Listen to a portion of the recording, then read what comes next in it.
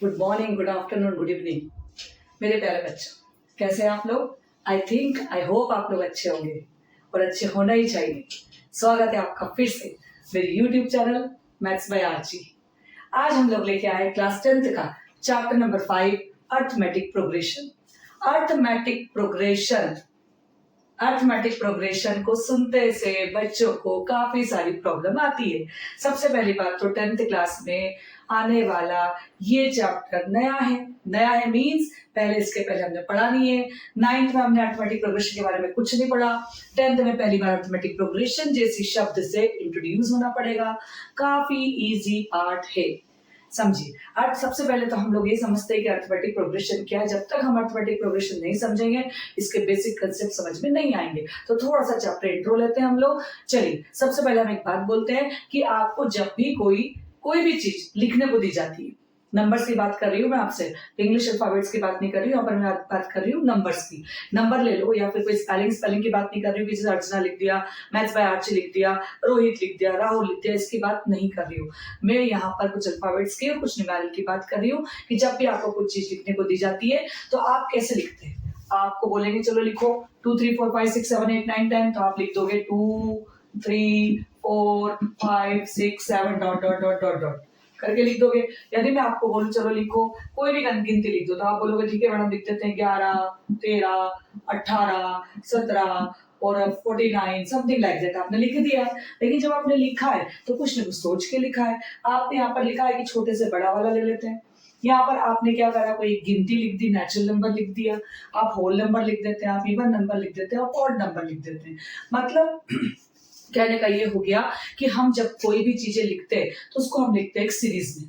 कहाँ में लिखते हैं हम उसको? सीरीज में। जब उसको हम किसी ऑर्डर से जमाते हैं तो वो सीक्वेंस में होती है। ऑर्डर का मतलब क्या हो गया? ऑर्डर का मतलब हो गया जैसे सपोज मान लो मैंने बोल दिया आपको कि चलो बेटा कोई नंबर लिखो, तो आपने अपने दिमाग से सोच लिया कि चलो मैडम मैं गिनती लिख देता हूँ, तो मैं कहाँ से स्टार्ट करता हूँ? मैं अपने पसंद नंबर 7 से स्टार्ट कर देता हूँ। 7 से लिखता हूँ, 7 लिख देता हूँ, किसी में 9 लिख देता हूँ, किसी में 19 लिख देता हूँ, किसी में मैं 28 लिख देता हूँ, तो किसी में 38 लिख देता हूँ, समथिंग लाइक दैट। तो आपने इस प्रकार से उसको बढ़ते क्रम में जमा दी। बढ़ते क्रम का मतलब क्या हो गया कि सबसे छोटा सबसे पहले ले लिया और सबसे बड़ा सबसे बाद में ले लिया, मतलब असेंडिंग ऑर्डर में आपने उसको अरेंज कर दिया। तो इसको हम बोलते हैं सीक्वेंस। कहने का मतलब हो गया है कि जब भी कोई चीज लिखी जाती है एक सीक्वेंस में लिख सकते हैं, कोई सीरीज बना सकते हैं। चलो ठीक है, आपको सीक्वेंस समझ में आ गई। मतलब कोई भी जब चीजें लिखी जाती है तो पर्टिकुलर ऑर्डर या पर्टिकुलर पैटर्न में लिखी जाती है। अब इसी सीक्वेंस को हम थोड़ा सा आगे बढ़ाते हैं, तो मैं आपको बोलती हूँ चलिए ऑड नंबर लिखिए, तो आप ऑड नंबर लिख देते हैं। मैं आपको बोलती हूँ चलिए 20 तक के आप इवन नंबर लिखिए। आपने 20 तक के इवन नंबर लिखिए। ये सब भी सीरीज और सीक्वेंस ही है, लेकिन ये अर्थमेटिक प्रोग्रेशन बन चुकी है। अब मुझे बताओ क्यों? क्वेश्चन मार्क बहुत बड़ा है, बताइए क्यों ये अर्थमेटिक प्रोग्रेशन बन गई है? क्यों ये अर्थमेटिक प्रोग्रेशन नहीं है? ये भी अर्थमेटिक प्रोग्रेशन है, ये भी अर्थमेटिक प्रोग्रेशन है, ये भी अर्थमेटिक प्रोग्रेशन। कहने का मतलब हर सीरीज हर सीक्वेंस अर्थमेटिक प्रोग्रेशन नहीं होती है, लेकिन हर अर्थमेटिक प्रोग्रेशन एक सीरीज और एक सीक्वेंस होती है। बिल्कुल ध्यान रखिए, इस बात को शुद्ध हिंदी में मैंने लिख दिया है। जब कॉन्जिक्यूटिव नंबर्स का डिफरेंस, कॉन्जिक्यूटिव का मतलब एक के बाद एक नंबर आने वाले, 2 number 3 number 4 number 6 number 8 number, इन नंबरों के बीच का अंतर का मतलब सब्ट्रैक्शन का मतलब डिफरेंस का मतलब माइनस। यदि 2 संख्या को आपस में माइनस करें तो उसका जब अंतर मतलब डिफरेंस सेम आ जाए तो वो सीक्वेंस क्या हो जाती है? Arithmetic progression. क्या हो जाती है? Arithmetic progression. शर्त ये है कि सेकेंड वाली संख्या को फर्स्ट वाली संख्या से माइनस करके देख लो, 4 - 2 = 2। थर्ड वाली को सेकेंड वाली से माइनस कर लो, फिर 2 आ गया। फिर फोर्थ वाली को थर्ड वाली से माइनस कर लो, फिर 2 आ गया। आप क्या देख रहे हैं? इन संख्याओं के बीच का जो अंतर है, इन संख्याओं के बीच में जो डिफरेंस है वो क्या है? इक्वल। मतलब कि जब भी डिफरेंस इक्वल हो जाता है, जब भी डिफरेंस इक्वल हो जाए कॉन्जिक्यूटिव टर्म्स में, तो वो सीरीज हो जाती है आपकी एपी, अर्थमेटिक प्रोग्रेशन। केवल एक शर्त है, केवल एक ही कंडीशन है कि डिफरेंस सेम होना चाहिए। यदि डिफरेंस सेम है तो वो कौन है? एपी। Got it? चलिए, अब ये चीज तो समझ में आ गई आपको। इसके आगे थोड़ी सी बात करते हैं हम। यदि डिफरेंस सेम है तो वो एपी है। चलो ठीक है, ये चीज समझ में आई। एक क्वेश्चन यदि आपको आता है कि बताओ ये एपी है या नहीं, तो क्वेश्चन को कैसे चेक करना है? क्वेश्चन को चेक करने के लिए आपको उसका डिफरेंस नोटिस करना है। Got it? तो उसका डिफरेंस हम उसका नोटिस करेंगे।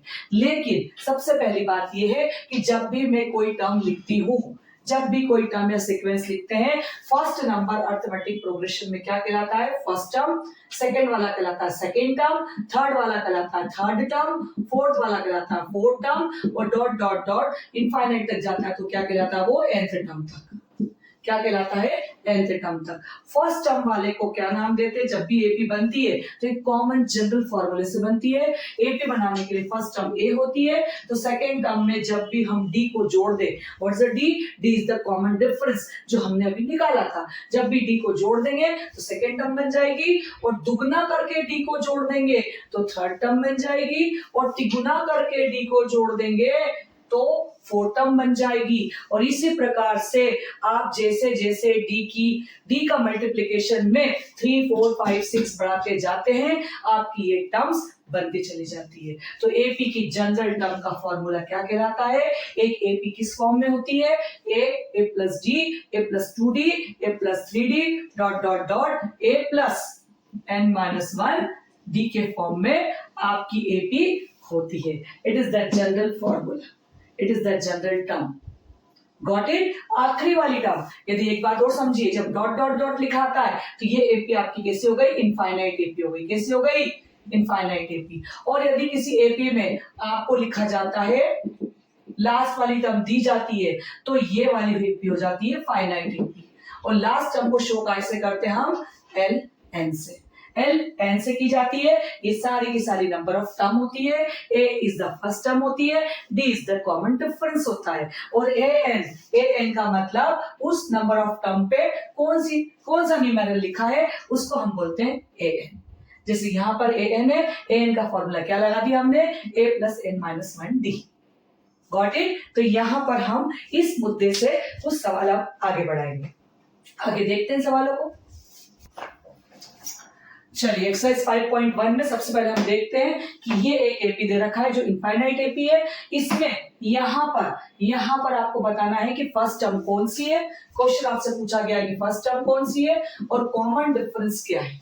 तो फर्स्ट टर्म का मतलब पहली term, a is equal to 3। First term को कैसे शो करते हैं अपन? a से। और कॉमन डिफरेंस निकालने के लिए फॉर्मूला होता है second term minus first term. हमेशा ध्यान रखिए, सेकेंड टर्म में माइनस का 2 और ये माइनस का 3, तो आंसर आ गया माइनस का 5। तो second term is the difference is the minus का 5 और a इज इक्वल टू 3। तो जब भी आपको कोई मल्टीपल चॉइस क्वेश्चन ऐसा आए तो आपको ऐसा पूछना। नेक्स्ट क्वेश्चन भी इसी प्रकार का है। इसमें भी आपको क्या पूछा है? पहले a पूछा है तो a मतलब पहली टर्म हो गई है। कॉमन डिफरेंस पूछा है तो d का मतलब होता है second term minus first term. सबसे पहले इकाई में दे रखा आपको मिक्स फ्रैक्शन में। इस मिक्स फ्रैक्शन को चेंज कीजिए। 2 5 10, 10 और 1 11/2, 2 9 18, 18 और 1 19/2, माइनस 11/2। यहाँ पर आपको डिफरेंस निकालना है, फ्रैक्शन में आ गया है, आप एलसीएम ले लेंगे और 19 माइनस 11 एज इट इज लिख देंगे। आपका बच जाता है 8/2। 8/2 तो 2 4 8, तो डी की वैल्यू आपकी क्या आ गई? 4 आ गई। और ए की वैल्यू आपकी क्या है? 5 2 10, 10 और 1 11/2। इस टाइप का एक इजीएस्ट क्वेश्चन आपके मल्टीपल चॉइस क्वेश्चन में आ सकता है। इसके बाद ये बिल्कुल स्टेट बोर्ड से रिलेटेड क्वेश्चन हो गया। यहाँ पर यदि हम बात करें तो सीबीएसई से रिलेटेड क्वेश्चन लिया है। यहाँ पर हमें बताना है कि ये आपको एक रिलेशन दिया है, आपको ये रिलेशन बताना है कि क्या ये इन टर्म शो कर रहा है, मीन्स क्या ये एपी शो कर रहा है। तो सबसे पहले हम इसमें बनाएंगे एपी, और एपी बनाने के लिए हम एन की वैल्यू 1 2 3 और 4 रख देंगे। जहां पर जिस रिलेशन को लिखा है इसमें हमने 1 2 3 4 रख दिया। सबसे पहले हमने 1 रखा, 2 1 जा 2, 2 और 1 3, फिर हमने 2 रखा, 2 का स्क्वायर 4, 4 2 जा 8 और 1 9, फिर हमने 3 रख दिया, 3 का स्क्वायर 9, 9 टू 18, 18 और 1 19। जब हम देखते लिख के 3 9 19, ये हमारी बनी एपी। अब हमें बताना है इस रिलेशन से इस एपी को बनाया है, अब बताना है कि क्या ये एपी है।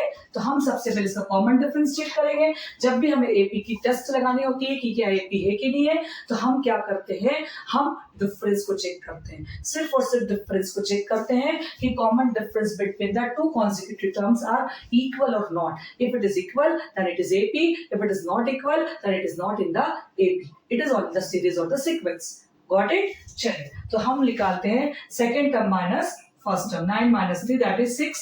अब यहाँ तो 6 आ गया, लेकिन अगेन हम चेकिंग करेंगे कॉन्सेक्यूटिव टर्म्स की, तो 19 माइनस 9 करेंगे दैट इज 10। तो 6 is not equal to 10, so difference between the consecutive terms are not equal, difference not equal, so it is not a AP, it is not in the form of AP. चलिए यहाँ पर देखते हैं, इसमें भी देखना है कि क्या ये एपी है या नहीं। जब भी इस प्रकार के रूट के सवाल आते हैं बच्चे काफी घबरा जाते हैं। सबसे पहले हम ये चेक कर लेते हैं कि क्या ये सिंपलेस्ट फॉर्म में होगा। पहले इसको एपी बनाते हैं सिंपलेस्ट फॉर्म में। √3 एज इट इज लिखते हैं, 12 को हम लिखते हैं 4 into 3, 27 को लिखते हैं 3 into 9, 48 को लिखते हैं 16 into 3। चलिए हमें रूट निकालते आता है, 4 का हो जाता है 2√3, 9 का हो जाता है 3√3, 16 का हो जाएगा 4 और ये √3। ये बनी है हमारी एपी। इस एपी को हमने सिंपलेस्ट फॉर्म में लिख दिया। अब क्या ये एपी है क्या, इस एपी को चेक करने के लिए हम क्या करते हैं, डिफरेंस फाइंड करते हैं। Second term minus first term, 2√3 में से √3 माइनस करेंगे। 2√3 में से 1√3 माइनस कैसे करें। सर्ट्स की वैल्यू आपको बहुत परेशान करती है, बिल्कुल घबराने की जरूरत नहीं है। आगे के जो कोफिशिएंट है उसको माइनस करते हैं और अंदर के ये दोनों स्क्वायर रूट और अंदर की वैल्यू सेम होना चाहिए, तो आगे के कोफिशिएंट माइनस हो जाते हैं। तो यहाँ पर 2 में से 1 गया तो कितना बचा, 1√3। 2 पेन में से 1 पेन जाएगा तो 1 पेन बचेगा, 2 टॉफी में से 1 टॉफी जाएगी तो 1 टॉफी बचेगी। उसी प्रकार से आगे वाली टर्म को ले लेते हैं। 3√3 में से 2√3 माइनस कर देते, 3 टॉफी में से 2 टॉफी माइनस कर दी, 3 टॉफी में से 2 टॉफी गई तो कितनी बची, 1 टॉफी और टॉफी कोने मेरा √3। आप देख रहे हैं कॉन्सेक्यूटिव टर्म्स का डिफरेंस इक्वल है, सो it is a AP. Got it? It is in the form of AP. इस प्रकार के छोटे छोटे मल्टीपल चॉइस क्वेश्चन में स्टेट बोर्ड और सीबीएसई को आ सकते हैं। चलिए देख लीजिए, आप समझ लीजिए, इसके आगे फिर हम लोग करते हैं। नेक्स्ट क्वेश्चन देखते हैं। एनसीईआरटी एग्जाम्पलर से लिया हम लोगों ने। ये वाले क्वेश्चन के अंदर आपको आगे की 4 टर्म लिखनी है। नेक्स्ट 4 टर्म, नेक्स्ट 4 टर्म इसकी क्या है। नेक्स्ट 4 टर्म के पहले हमें क्या दे रखा है, ए की वैल्यू। फर्स्ट टर्म दे रखी है हमें a plus B, second term दे रखी है, थर्ड टर्म दे रखी है। हमें फाइंड क्या करना है, 4th, 5th, 6th और 7th टर्म हमें फाइंड करना है। ये टर्म हमें फाइंड करना है। इसके पहले जब मैंने आपको बताया था तो एपी का एक जनरल फॉर्म होता है। 4th के लिए हम बोलते हैं a plus 3d, a plus 4d, a plus 5d और a प्लस 6d। इसी प्रकार से हम सारी 6-7 टर्म तक पूरा कंप्लीट निकाल पाएंगे। तो इसके लिए हमें क्या निकालना पड़ेगा, d निकालना पड़ेगा। और d हमेशा कैसे निकलता है, d is equal to second term minus first term. चलिए a प्लस 1 ब्रैकेट खोला, प्लस का b minus a minus b, plus की वैल्यू माइनस में चेंज हो जाएगी। प्लस से माइनस कैंसिल, प्लस से minus cancel, d is equal to आपका आ गया है 1। अब कुछ नहीं करना है, आपको 4th टर्म लिखना है, मतलब a4 की वैल्यू निकालनी है। तो a4 की वैल्यू a प्लस 3d होती है। a प्लस 3d मतलब a plus b plus 3 into 1 that is a plus b plus का 3 1 3। अब नेक्स्ट आपको करना है a5, तो आपकी हो जाएगी a plus B plus 4 into 1 that is a plus B plus का 4। उसी प्रकार से 6th वैल्यू हो जाएगी a प्लस बी प्लस का 5 और 7th वैल्यू हो जाएगी a प्लस बी प्लस का 6। इस प्रकार से आप आने वाली 4 टर्म फाइंड कर सकते हैं। केवल जो गिवन सीरीज है उसमें से आपको डी निकालना है और उसके जनरल फॉर्म में डी को पुट करना है और आपकी सीरीज आगे की तैयार करनी है। Got it? घबराइए मत। A18 का मतलब क्या होता है, A18 का मतलब होता है 17 टर्म और 17 टर्म का फॉर्मूला होता है A प्लस 18 टर्म मतलब क्या हो गया, 18 माइनस 1 मतलब 17D और 13 का मतलब हो गया A प्लस 12d। इसकी वैल्यू आपको फाइंड करनी है, d गिवन है आपके पास, a plus 17d minus a plus minus minus का 12d, प्लस का a माइनस का ऐसे कैंसिल हो गया। 17 d की वैल्यू आपको 5 दी है, 12 इंटू डी की वैल्यू फिर 5 दी है। 17 5 से आपका हो जाता है 85 और 12 5 से हो जाता है आपका 60। 12 5 से 60, 60 में से 85 जब माइनस करते हैं तो कितना आता है आपके पास 25। ये वैल्यू हो गई A18 माइनस A13 की। उसी प्रकार से नेक्स्ट क्वेश्चन आपको उसी प्रकार का है, लेकिन आपकी बात थोड़ा सा चेंज कर दिया है। उन्होंने A18 और A14 की वैल्यू 32 दी है, आपको डिफरेंस फाइंड करने का बोला है। तो फिर से A plus 17D minus A plus 13D, इसकी वैल्यू आपको दे रखी 32, A plus 17D as it is, plus minus minus is equal to 32 plus का माइनस का इससे cancel, 17d minus 13d is equal to 32। यहाँ आपको d की वैल्यू फाइंड करनी है। इसे 17 में से 13d आपको माइनस करना है तो कितना बचा 4d is equal to 32, तो d is equal to 32 upon 4, 4 8 32, तो d की वैल्यू आपकी आ गई 8। कितना इजी क्वेश्चन, बस बच्चे इसको देख के घबरा जाते हैं। इसलिए चुनौतियों से नहीं डरना है, चुनौती लेना है और चुनौतियों के साथ आगे बढ़ना है। हम सफल हो या ना हो, उन असफलताओं से नहीं डरना है और आगे बढ़ते चले जाना है। Got it? चलिए समझ में आ गया। नेक्स्ट क्वेश्चन हम करते हैं। चलिए, हम लोगों ने जो अभी कंसेप्ट पढ़ा है, जो हम लोगों ने छोटे छोटे से सवाल पढ़े, उससे आप अपनी एनसीईआरटी बुक की 5.1 एक्सरसाइज कंप्लीट कर सकते हो। उस कंसेप्ट को लेकर आप 5.1 एक्सरसाइज कंप्लीट कर सकते हैं। कोई डाउट आता है आप कमेंट बॉक्स में डालकर पूछ सकते हैं। अब हम लेके आए हैं एक्सरसाइज 5.2 के कंसेप्ट। बेसिक कंसेप्ट यदि आपको आ जाते हैं तो आप कोई सा भी सवाल कर पाते हैं। देखिए, एक बात मैं बताती हूँ आपको छोटी सी, कि जब भी आप कंसेप्चुअल स्टडी करते हैं तो आप कभी भी नहीं अटकते हैं, किसी भी सवाल में नहीं अटकते हैं। आपको कभी भी ये सोचना नहीं पड़ता है कि हम आगे कैसे बढ़े। पेपर कोई सा भी आए, किसी भी बोर्ड से भी आए, किसी भी स्कूल का आए, किसी भी टीचर का आए, आप यदि कंसेप्ट वाइज पढ़ेंगे तो ही आप जिंदगी के अंदर अच्छी से अच्छी, बड़ी से बड़ी परीक्षा पास कर पाएंगे। इससे रिलेटेड सारे आप कॉम्पिटिटिव एग्जाम के भी सवाल सॉल्व कर पाएंगे, आप इवन केस स्टडी तक भी सॉल्व कर पाएंगे। इसलिए आपको कंसेप्चुअल स्टडी करना बहुत जरूरी है। इसलिए जितने भी लेक्चर मैं मैथ्स के बना रही हूँ, सिर्फ और सिर्फ कंसेप्चुअल स्टडी पे बना रही हूँ। कंसेप्ट आपको एक एक सवाल में समझाती जा रही हूँ। उन कंसेप्ट के आधार पर आप अपनी एक्सरसाइज को कंप्लीट कर सकते हैं, घर बैठकर अपना रिविजन कर सकते हैं। और आपको यदि कोई डाउट आता है उन रिविजन करने में या उन क्वेश्चन को करने में, तो आप बकायदा कमेंट बॉक्स में डालिए और क्वेश्चन को पूछिए। ठीक है, चलिए आगे बढ़ते हैं हम लोग। हम एक्सरसाइज 5.2 एनसीईआरटी बुक को लेते हैं हमेशा हम। तो एक्सरसाइज 5.2 को लिया है, जिसमें एक जनरल फॉर्मूला जो मैंने अभी इसके पहले बताया था, a plus n minus 1d का यूज करेंगे। जहां पर इस सवाल के अंदर जो इस फॉर्मूले के अंदर जो टर्म दे रखी है, उन सबको फाइंड करना सीखेंगे। a कैसे फाइंड करना है, n कैसे फाइंड करना है, d कैसे फाइंड करना है और an कैसे फाइंड। इस प्रकार के हम 4 सवाल करेंगे, जिससे 5.2 का फर्स्ट क्वेश्चन कंप्लीट होता है। हमने वही क्वेश्चन उठा लिया है, a is equal to 7, d is equal to 3 और n इज इक्वल टू 8। यहाँ पर a n आपको फाइंड करना है, कुछ नहीं करना है, इस जनरल फॉर्मूले में पुट करना है। a n as it is लिख देंगे, a की वैल्यू 7 प्लस 8 माइनस 1 और d की वैल्यू 3। हम केवल फॉर्मूले में वैल्यू पुट करेंगे और a n की वैल्यू फाइंड कर देंगे। 7 8 माइनस 1 होता है 7 और इसका मल्टीप्लाई करेंगे 3 से। बोर्ड मास का रूल हमेशा ध्यान रखना है, जो बोर्ड मास का रूल हमने बचपन में पढ़ा था। पहले हमेशा ब्रैकेट सॉल्व करना है, फिर मल्टीप्लाई करना है, डिवाइड करना है और फिर प्लस माइनस करना है। बच्चे यही गलती कर देते हैं और सवाल इजी वाला सवाल भी टिपिकल और डिफिकल्ट बना देते हैं। 7 3 21 और 21 में 7 प्लस करोगे तो आगे आपका 28 और ये आपकी a n की वैल्यू फाइंड हो गई। आ गई बात समझ में। नेक्स्ट वाले क्वेश्चन में आपको a गिवन है, n गिवन है, n की वैल्यू 0 दे रखी है और d आपको इसमें फाइंड करना है। फॉर्मूले का यूज हम यही करेंगे, a plus n minus 1d। आप फॉर्मूला देख के कभी मत घबराया करो, फॉर्मूले के सवाल बार बार करा करो, बार बार लिखा करो।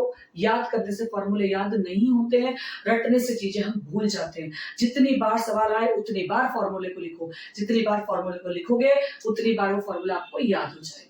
तो फॉर्मूला याद करने की सबसे इजीएस्ट ट्रिक यही है, जिसमें हर क्लास में मैं बच्चों को बताती हूँ। a n is equal to 0, a is equal to minus का 18 प्लस 10 माइनस 1 और d अब आपको फाइंड करना है। बच्चे सवाल देख के घबरा जाते हैं कि ये d कैसे फाइंड करेंगे। तो यहाँ पर बिल्कुल एक कंसेप्ट याद रख लीजिए कि जब भी d निकालना हो, a को हम a n के पास ले जाते हैं। यहाँ पर तो 0 है, 0 नहीं होगा तो प्लस माइनस जो भी होगा हो जाएगा। माइनस का 18 आगे प्लस का हो गया, 10 में से 1 गया तो 9d हो गया। बहुत ईजी। पहले अंदर ब्रैकेट सॉल्व कर लीजिए, a को उठा के उधर ले जाइए और कुछ भी मत कीजिए। अब ये डी को यहीं रहने दीजिए और 18 के नीचे 9 को ले आइए, तो आपकी डी की वैल्यू आसानी से फाइंड हो जाएगी। कुछ कंसेप्ट है, वो कंसेप्ट अगर आप रख लेते हैं तो आप कोई सा भी सवाल कर पाते हैं। इस प्रकार से आपने डी की वैल्यू 2 निकाल ली। Got it? चलिए लिख लीजिए, बस लिख भी लीजिए या फिर आप लोग स्क्रीनशॉट ले लीजिए। चलिए उसी 5.2 के पहले क्वेश्चन का उस कॉलम में जो फिल इन द ब्लैंक्स जैसे कॉलम दे रखे उसी का थर्ड और फोर्थ क्वेश्चन हमने उठा लिया है। आप देख रहे हैं कि थर्ड क्वेश्चन में आपको ए फाइंड करना है। ए फाइंड करना, बाकी की चीज दे रखी है, वही जनरल फॉर्मूला जो इसके पहले हमने लगाया था, आप लोग रिपीट कीजिए, आपको समझ में आएगा। खाली वैल्यू पुट करना है, माइनस का 5, ए आपको फाइंड करना है, एन आपको गिवन है और डी भी आपको माइनस का 3 गिवन है। अब आप सोचेंगे ए कैसे निकालें, तो इसमें भी घबराने की जरूरत नहीं है। सबसे पहले आपको हमेशा ब्रैकेट सॉल्व करना है। यदि ब्रैकेट में चीजें दे रखी है तो ये कितना हो गया 70 इंटू माइनस का 3। अब आपको करना है मल्टीप्लाई, 17 3 माइनस का 51, प्लस माइनस माइनस हो जाएगा। अब उस माइनस के 51 को उठा के हम उधर ले जाएंगे तो हो जाएगा प्लस का, तो हमारी ए की वैल्यू फाइंड हो जाएगी। हमेशा ऐसे कंसेप्ट से आपको फाइंड करना है। तो 51 में से 5 जाएगा तो कितना बचेगा आपका 46। तो ए की वैल्यू आपकी कितनी आ गई 46। ठीक है, चलिए इसमें देख लीजिए, ए की वैल्यू गिवन है, डी की वैल्यू गिवन है, एन आपको आपके बार फाइंड करना है। ये भी काफी इजी क्वेश्चन है। A plus N minus 1 D. ए की वैल्यू एन आपको 3.6 दिया है। डेसिमल देख के घबराना नहीं है, डेसिमल के सवाल भी काफी आसान होते हैं, आपको सिर्फ बेसिक कंसेप्ट आना चाहिए। एन निकालना है और डी की वैल्यू दे रखी है आपको 2.5। मैंने आपको बताया था कि जब भी इन दोनों पार्ट में से कुछ निकालना हो, ए को उठा के उधर ले जाओ। तो सबसे पहले हम यही काम करने वाले हैं, ए को उठा के उधर ले जाते हैं, एन माइनस 1 को यही रहने देते हैं और 2.5 भी ऐसा कैसा रहने देते हैं। इन दोनों को प्लस करते हैं, 9 6 15, 18 और 3 22, 22.5 is equal to N minus 1 2.5। अब आप देख रहे हैं ये मल्टीप्लाई में, मल्टीप्लाई की चीज कहाँ जाएगी डिवाइड में। 22.5 अपॉन में 2.5 is equal to n minus 1। इस पॉइंट से इस पॉइंट को उड़ाने की फैसिलिटी है और 25 की टेबल में 9 टाइम आपका आता है 225। माइनस का 1 आगे कहाँ बदल जाएगा प्लस में, तो n की वैल्यू कितनी आसानी से 10 आ गई है। Got it? आप इसको देखिए और समझ लीजिए, स्क्रीनशॉट ले लीजिए, कोई डाउट हो तो पूछ लीजिए। 5.2 का क्वेश्चन नंबर 2 देखेंगे हम लोग, 11 टर्म ऑफ एपी। अब हमें एक एपी दी हुई है और इसमें 11वीं टर्म हमें बताना है। 11वीं टर्म बताना मतलब क्या निकालना है, A11 मतलब A प्लस 10D मुझे फाइंड करना है। तो मुझे सबसे पहले D निकालना पड़ा क्योंकि A मेरे पास है माइनस का 5। D निकालने के लिए मैं क्या करूंगी, second term minus first term, minus का 5/2 माइनस माइनस प्लस का 5, टेकिंग एलसीएम। D निकालने के लिए सबसे पहले 2 और 1 का एलसीएम लेंगे तो क्या आ गया 2, तो माइनस का 5 एज इट इज, 5 2 10। ये आपकी डी की वैल्यू निकली, 10 में से 5 गया 5 अपॉन में 2। ये आपकी डी आ चुकी है। अब आपको 11 टर्म फाइंड करनी है, तो a प्लस 10d में आप वैल्यू पुट कर दीजिए। a की वैल्यू आपकी माइनस का 5 प्लस 10 इंटू 5/2, 2 5 10, माइनस का 5 5 5 25, 25 में से 5 जाएगा तो आपका आंसर क्या आ गया 20। तो ये आपकी कौन सी टर्म आ गई है 11 टर्म। A11 का आपका आंसर निकल गया है। इस प्रकार से आप किसी भी टर्म को फाइंड कर सकते हैं, 11 टर्म, 29 टर्म, 30 टर्म, 54 टर्म, किसी भी टर्म को। आप यदि एपी गिवन है तो आप किसी भी टर्म को इसी कंसेप्ट से फाइंड कर सकते हैं। Got it? चलिए आगे देखते हैं हम लोग। चलिए 5.2 का क्वेश्चन नंबर 3, जहां पर 5 क्वेश्चन करीब दे रखे हैं और सीबीएसई 2015 में भी ये क्वेश्चन आया है। यहाँ पर आपको काफी सारे ब्लैंक इस तरह से आपको स्क्वायर रेक्टेंगल नजर आ रहे होंगे। ये स्क्वायर रेक्टेंगल है क्या, फिर से यहाँ पर एक नया कंसेप्ट देखने को मिलेगा। इस कंसेप्ट के आधार पर ही आप नीचे के सवाल कर पाएंगे। 5.2 एक्सरसाइज के नीचे के सवाल इसी कंसेप्ट पर आधारित है। सबसे पहले यहाँ पर हमें डब्बे कैसे फाइंड करें, बच्चे देख के ही चौकाचौंध हो जाते हैं कि डब्बे फाइंड कैसे करें, डब्बे का आंसर क्या रहेगा हमें नहीं पता। तो कोई टेंशन लेने की जरूरत नहीं है। सबसे पहले हमने जो एपी सिखाई थी उस एपी के बारे में देखिए कि ये कौन से नंबर की टर्म है। ये आपकी है फर्स्ट नंबर की और सेकंड नंबर की टर्म में डब्बा बन गया है और थर्ड नंबर की टर्म जो है वो आपको दे रखी है 26। तो जब भी आपको ये डब्बा फाइंड करना है इसके लिए आपको क्या चाहिए, ए चाहिए और डी चाहिए। और ए और डी जो भी गिवन आपको पॉइंट दे रखे उससे आप फाइंड कर सकते हैं। आप देख रहे हैं a प्लस 2d की वैल्यू 26 है और a की वैल्यू 2 है, तो इस a की जगह यदि मैं 2 पुट करती हूँ तो मुझे d मिल जाएगा। 26 माइनस का 2 हो जाएगा तो ये हो गया 24, तो डी की वैल्यू मेरी आ गई 12। जैसे मेरी डी की वैल्यू 12 आएगी मुझे इस डब्बे को फाइंड करना है और ये डब्बा मेरा है a प्लस डी का। देखिए एक और 2 प्लस का 12, तो आंसर क्या आ गया इस डब्बे का 14। 12 और 2 14, तो ये डब्बे का आंसर निकल गया। आपको इसी मेथड से सारे डब्बे फाइंड करना है, डब्बे देख के घबराना नहीं है। यहाँ पर ये आपको आने वाले कंसेप्ट को बता रहे हैं। यहाँ पर देखिए सेकंड क्वेश्चन, आप सेकंड क्वेश्चन में देख रहे हैं ये तो ए है, यहाँ पर तो ए है ही नहीं मैडम, इसके पहले तो ए था। अब क्या करेंगे, आपने तो ए पुट करा था, अब हम क्या पुट करेंगे, तो घबराने की जरूरत नहीं है। सेकेंड पार्ट में तो देखिए क्या दे रखा है, a plus D, A plus 2d आपके पास नहीं है, लेकिन a प्लस 3d आपके पास है। तो जरा देखिए जो है उसको तो लिखिए, जो रहता है हम उसको तो देखते ही नहीं है, और जो नहीं रहता है उसकी हम चिंता करते हैं। a plus 3d is equal to 3, ये हमारे पास था। हमें लीनियर इक्वेशन सॉल्व करते आती है, हम लीनियर इक्वेशन सॉल्व करेंगे और दोनों वेरिएबल की वैल्यू फाइंड करेंगे। कितना इजी है, प्लस का है माइनस हो जाएगा, प्लस का 3d माइनस का हो जाएगा, ये भी माइनस हो जाएगा, क्योंकि यहाँ पर साइन चेंज करना पड़ेगा, सबट्रैक्ट द इक्वेशन करना पड़ेगी। प्लस का है माइनस के से कैंसिल हो जाएगा, इसको हम बोलते सबट्रैक्ट द इक्वेशन। ये मेरी फर्स्ट है और ये मेरी सेकंड है। प्लस माइनस माइनस, 3 में से 1 गया माइनस का 2d, 13 में से 3 गया 10, d is equal to minus का 5। अब इस d की वैल्यू को हम पुट करेंगे फर्स्ट इक्वेशन में, जैसे वहां पर करते थे। a प्लस का d है तो माइनस का 5 is equal to 13, a is equal to 13 plus 5 that is 18। देखिए भाई इसका आंसर तो निकल गया 18, और a प्लस 2d का आंसर निकालने के लिए आप 18 में क्या प्लस कर देंगे, 2 इंटू माइनस का 5 that is 18 plus minus minus का 10 दैट इज 8। तो यहाँ का आंसर आ गया 8 और यहाँ का आंसर आ गया 18। इस प्रकार से आप सारे फिल इन द ब्लैंक्स के ब्लैंक बॉक्सेस को फिल कर पाएंगे, मिसिंग नंबर्स को निकाल पाएंगे। और उसी प्रकार से यहाँ पर भी ऐसा ही है, a की वैल्यू माइनस का 4 है, a प्लस डी निकालना है, 2d भी निकालना है, 3d भी निकालना है, 4d भी निकालना है, लेकिन a प्लस 5d आपका गिवन है 6। अब यहाँ पर a की वैल्यू पुट करेंगे और d निकाल लेंगे जैसे इसके पहले निकाला था। 5d से रहेगा, 6 प्लस का 4 हो जाएगा, 5d इज इक्वल टू 10 हो जाएगा, तो d की वैल्यू 2 हो जाएगी। अब कुछ नहीं करना है, यहाँ पर आपको a प्लस डी करना है, यहाँ पर आपको a plus 2d, a plus 3d और a प्लस 4d, ये आप खुद कीजिए, ये आपका होमवर्क है। और बताइए कि इनके आंसर क्या होंगे, ये मैंने आपको आज क्वेश्चन दिया है। Got it? चलिए आप लिख लीजिए स्क्रीनशॉट। आई होप आपको अर्थमेटिक प्रोग्रेशन के कंसेप्ट, अर्थमेटिक प्रोग्रेशन में एपी किसको बोलते हैं, कॉमन डिफरेंस क्या है, सीक्वेंस और एपी में क्या अंतर है, ए किसको बोलते हैं, ए प्लस डी क्या है, जनरल फॉर्म एपी का क्या है, और किसी भी जनरल टर्म को निकालने का फॉर्मूला क्या है। आई होप आपको सारे क्वेश्चन के कंसेप्ट समझ में आ गए होंगे, और 5.1 एक्सरसाइज और 5.2 क्वेश्चन नंबर 3 और 4 तक आप कंप्लीट कर सकते हैं। आप इसको कंप्लीट करिए, कल इस एक्सरसाइज को हम आगे बढ़ाएंगे और आगे के क्वेश्चन आगे के लेक्चर में हम देखेंगे।